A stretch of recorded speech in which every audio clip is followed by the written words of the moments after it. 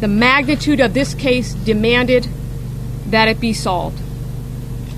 There were upwards of 50 rapes, 12 murders, crimes that spanned 10 years across at least 10 different counties. For anyone that lived here in this community, here in Sacramento, the memories are very vivid. You can ask anyone that grew up here. Everyone has a story.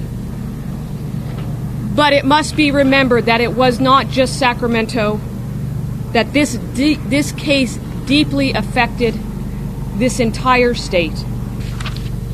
We all knew, as part of this team, that we were looking for a needle in a haystack. But we also all knew that the needle was there. And we were able to confirm what we thought we already knew, that we had our man. And yesterday afternoon, in a perfectly executed arrest, my detectives arrested James Joseph DeAngelo, 72 years old, living in Citrus Heights. Sure, I can tell you that he is an ex-officer, a police officer in two different agencies.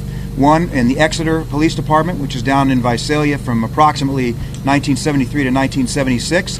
That was roughly during the time as the Visalia ransacker cases were occurring. I can then say that he applied for and got a job with the Auburn Police Department and was employed there from roughly 1976 to 1979 until he was fired for what you just heard.